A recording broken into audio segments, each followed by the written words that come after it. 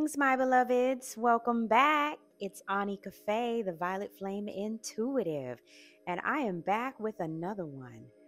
I pulled these cards this morning thinking I was just doing my daily pull for myself, but I was in the mindset of what's going on in the collective when I was shuffling. I have been working on purifying my energy field so that I can hear more clearly. I've been setting intentions to minimize the distractions. I realize that one of the reasons why life be lifing is because we get caught up in other people's narratives and other people's issues that are not our issues. And this takes up space in your mind and pulls you away from your inner light, your inner voice, the pureness of your channel. And sometimes you have to just take a pause, a mindful moment to sift through and discern what is yours and what is not yours. And that is the exercise that I have been going through for the past several weeks. And it is paying off for me because I feel like my channel is a lot clearer in terms of when I receive messages, I feel more certain that I heard what I heard.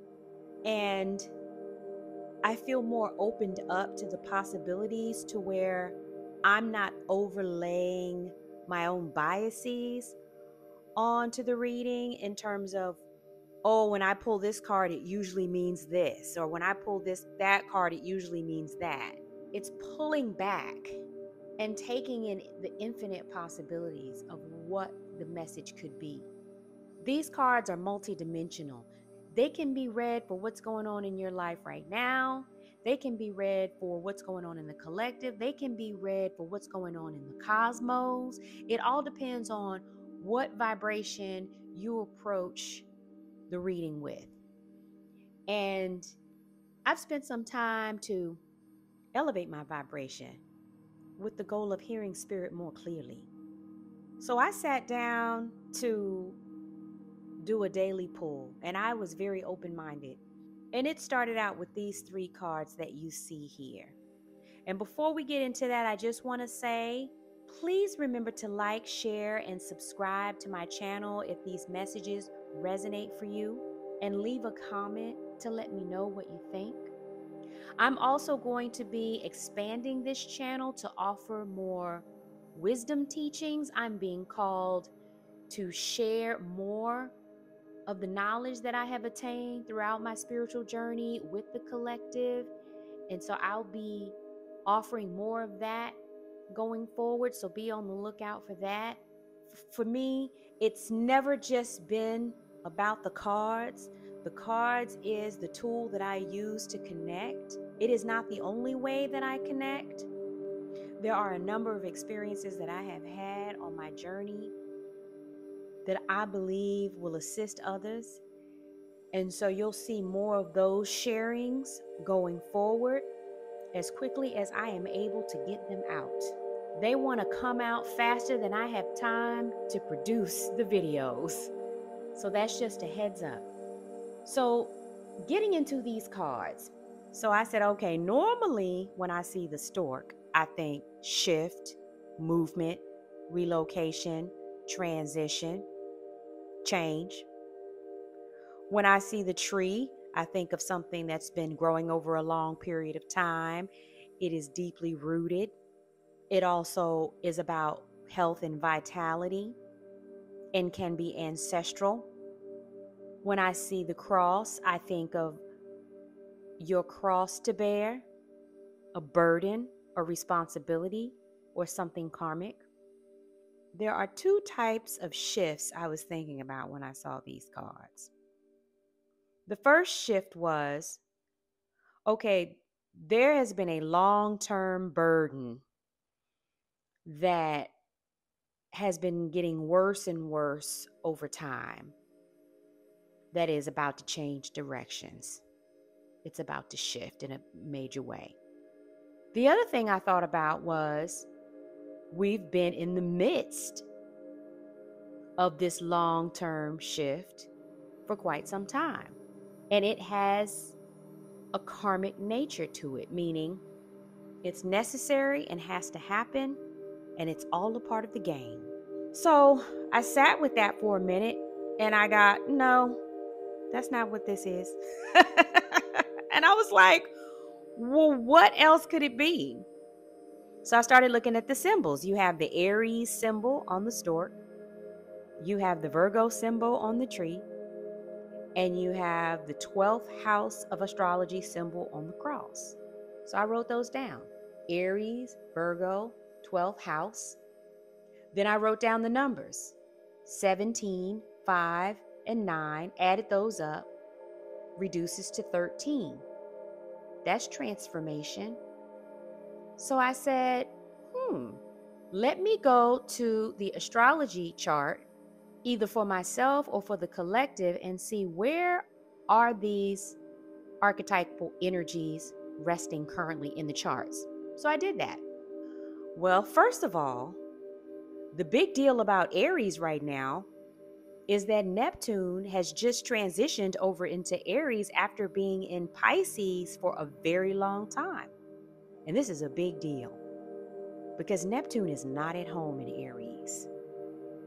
And Neptune is all about the hidden, the mystical, the subconscious, the unconscious, the watery depths of emotions, the tides, okay? And what is Virgo about? Excellence came to mind when I think of Virgo. Virgo is about getting it right, thinking it through, analyzing. Virgo is an air sign that processes things in a very intentional way. And then we have the 12th house over here, which is ruled by Neptune. So these energies together tell me that we are in a new phase of what I heard is disillusionment. The illusions that we have aligned to or have been under for so many years is crumbling. We have just stepped through the threshold of revelation. Things are going to be revealed. It's already happening, and it's not pretty. And these illusions, we're talking about long-term illusions. So we're talking about systems of governance, belief systems, with regard to not only religion, but also traditions, ways of being and doing that we have adopted on an unconscious level that we govern our lives by without even realizing it, because it just happens on autopilot, because it's how we were raised. Things that we never questioned before, we're starting to question. And this is karmic. This is supposed to be happening right now, exactly the way it is happening. The Pope has died. And if anybody can't see the symbolism in that, then I can't help you. It will be interesting to see how that narrative continues to unfold going forward. But we are definitely undergoing a major energetic shift in the collective. So I want to pull the 9-card spread to get more into this, because I'm like, wow, I can't wait to see what more there is to this. Okay, so here we have in the top row, the stork stays the same. For those who have been following me, they know that this spread keeps the first card that comes out in the 3 card. It leads off the 9 card as well. The book, the lady, the letter, the house, the clover, the mountain, the coffin, and the bear. Okay, so I'm drawn to the house card in the middle. And given the first 3 cards led me to astrology, when I think about what type of house this is, it is representing an astrological house. In astrology, there are 12 houses, and each house represents a different facet of life. So if this is the house card, the next question was, well, which house are we talking about here? If you look at the lady card, she has a Venus symbol. The book has a Pisces symbol. And the stork, as we know, has the Aries symbol. Well, Pisces rules Neptune. Neptune has been at home in Pisces for about 14 years. It has crossed the threshold over into Aries on March 30th of this year, 2025. It will go back and forth for a while, back into Pisces and then back into Aries, but it will eventually, by early next year, be permanently in Aries until 2039. This is a paradigm shift that we're talking about. This is spiritual warrior activist energy. This is a disillusionment period. This is about removing the cover-ups. Venus, I might add, goes direct in Pisces on April the 12th. So what I wanted to do was I wanted to find out, okay, well, what house in astrology speaks to these energies? And when I look at the collective chart, I'm seeing that all of these energies are playing out in the 8th house of astrology, according to the Placidus house system for the collective. This corresponds to my 3rd house of communication. And for me, this is about giving voice and mental energy to pick up on and speak on this great shift in consciousness that is going on right now.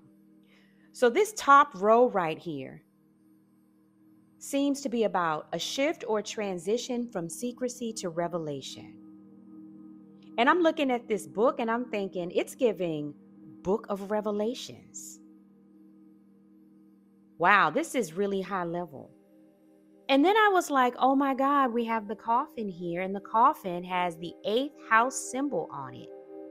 So this is definitely about what's going on in the 8th house of astrology for the collective, because all of these energies with Aries and Pisces and Venus and Neptune, all of this is playing out currently in the 8th house.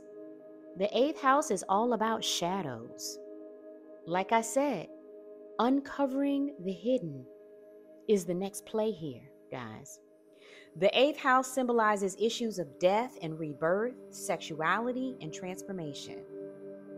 This is where you see things that people want to be kept hidden, like drug or alcohol abuse, or sexual deviance, or money laundering, the vices, if you will. So it's befitting that with Neptune going into Aries, and Neptune is not at home in Aries, it's really agitated. It's getting ready to pull the covers off of all of these things.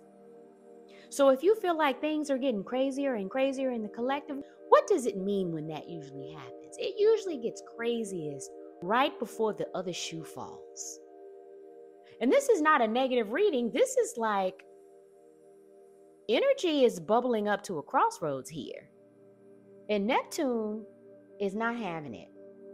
We see the letter and the clover on either side of this house here.